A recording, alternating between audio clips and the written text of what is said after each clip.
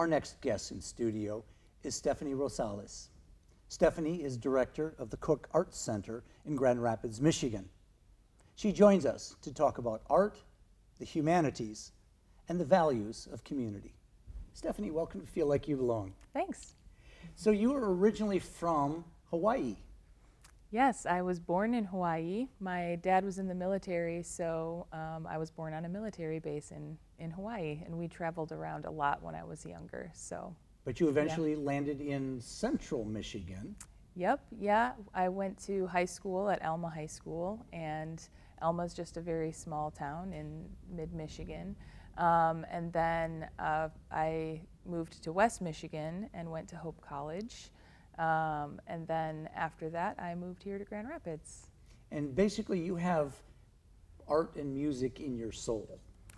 Yeah, you know, I always have the memories of being a little kid and people ask you, what do you want to be when you grow up? And I always said I wanted to be an artist, even though I didn't really know what that meant, other than I knew I was creative, and I'm a creative in general.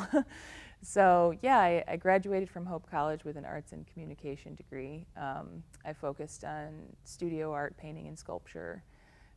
So I was creating a lot more physical works with my hands back then.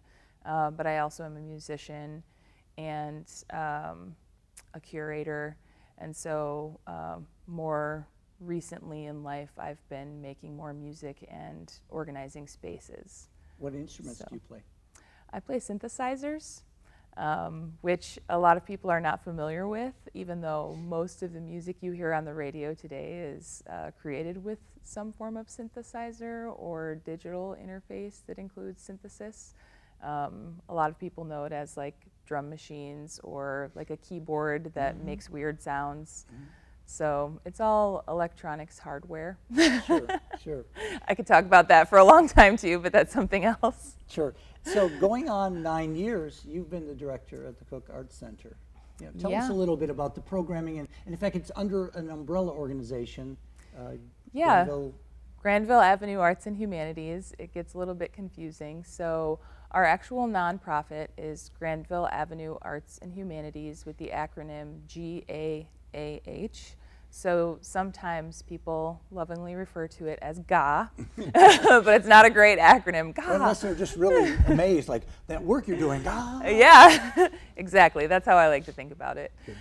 So Granville Avenue Arts and Humanities is the umbrella, and within that umbrella we operate two facilities. So we have the Cook Arts Center and the Cook Library Center. So we have two physical spaces that are apart from one another, and I'm the director at the Arts Center. So we have another director at our Library Center, Sue Garza, and we have staff in both buildings and different programming, but we work closely together as one organization. And full-time, part-time staff, you're around 30 people. So it's quite an enterprise. And I was really impressed visiting the website because it said that the mission is to transform lives through reading and the arts. I mean, who could have a lovelier job, right? Yeah, it's a fabulous place to work. I mean, the culture there that the staff and the community have set are really what make it special. And I think, you know, we transform lives through reading and the arts, including our own lives. It's not just specifically about, you know, someone's life needing transformation. It's just recognizing the value of arts and humanities every day, and how our stories and how art really shapes our lives and our narratives and our experiences. Sure. And I want to talk about your programming in just a moment, but I also want to recognize that you're doing really good stuff there, because just a couple of years ago, you were honored by the West Michigan Hispanic Chamber of Commerce. Oh, yeah. Thanks. And you were up on stage and you got a beautiful award and well-deserved recognition, because I know there are a lot of people doing really good things in the community. But yeah, I think that award was particularly impactful to me because chambers of commerce usually are thinking about economics and businesses and business leaders, and being included, the arts and humanities being included in that conversation, I think is, you know, for me, I'm obviously biased, but it's extremely important to think about how business and the economy and the Hispanic community and all of our communities in general are affected by the arts. So tell us more about your programming. What do you offer? What great things can we offer expect? so many things. Tell us. Yeah, so at the Arts Center specifically, we have different programs during different times of year. So we're really focused on youth, specifically elementary and middle school programming. We have after-school arts classes. Within our 4 studios, we have all kinds of like arts lessons. So we have a dance studio, and within the dance studio, we have anything, I always say, from ballet to break dance. So we have ballet, folklorico, break dance, hip hop. We also have things for adults, kickboxing, yoga, other things. Now, as the director, are you required to actually try all these different classes? I'm not How's your required breakdancing? to, but I have tried every class. At least I've tried at least for a moment, and I have breakdanced before, Okay. although not well. So yeah, we have our dance studio, then we have our ceramics studio, and within that studio we have pottery wheels and hand building classes. We have family pottery, adult open studio.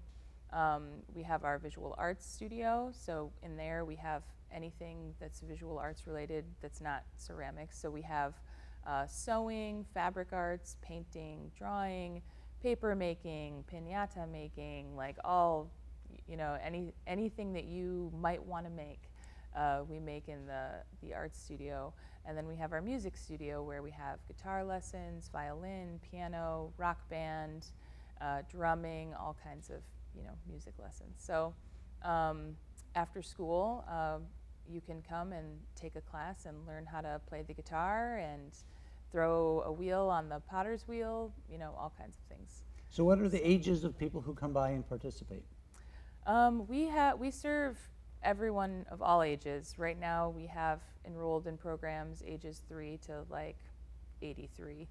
We have the majority of people who come sign up for our classes are elementary and middle school students, but we also have a teen program that's really shaped around what teens want to do. So that program has 3 components. There's a work component, a lessons component, and a community component. So if they want to gain work skills and earn a little bit of a stipend, teens can sign up to help with the younger students. If they are interested in a particular art form, like if they're like, oh, I've always wanted to learn to break dance, they can get a private lesson in that. Or if they already have a skill set that they want to develop a little bit more, like just yesterday we had a teen who said, oh, I really want to go to college for music, and she's a bass player. And so she is pursuing some private bass lessons to get better at that. And then the community component is just, we have so many teens who want to be a part of community efforts and get involved, whether that be just getting involved in a civic engagement type of way where they better understand what's happening politically or with the city, to an arts way where they like want to develop a mural or create some public art and have their voices and ideas be heard. So that component is usually around a project that's designed specifically by teens who want to get engaged when there's an opportunity. Sure. And when you mention community, just to remind our viewers, you're called the Granville Avenue because that is a neighborhood of Grand Rapids. And which particular neighborhoods does that encompass? Yeah, thanks for bringing that up. We do specifically serve that neighborhood. It's the Roosevelt Park and Black Hills neighborhoods that are included in that.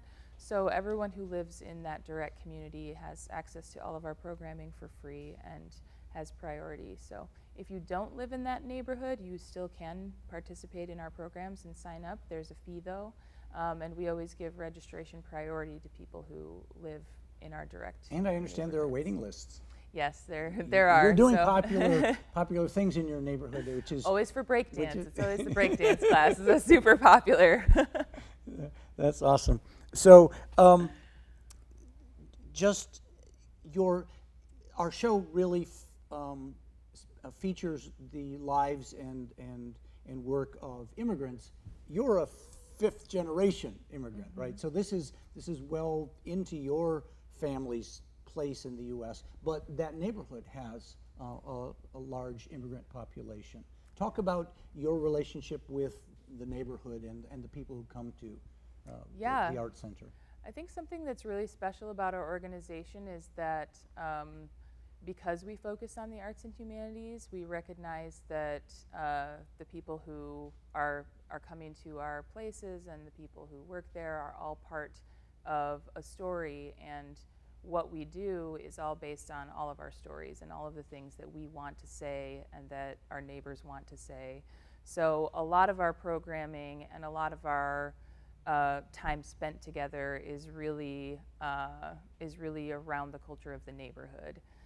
So it's not necessarily, you know, like an arts company that's coming in to say, oh, this is something we want to teach you. It's more of spaces that are a space where we say, what do you want to say? What do you want to learn? These are some things I enjoy. What do you enjoy? So it's really more of a community focused. I always sounds really organic. It is very organic. I always tell people that we're actually community centers with a focus on the arts and humanities. We're not an arts and humanities center that allows people in or something.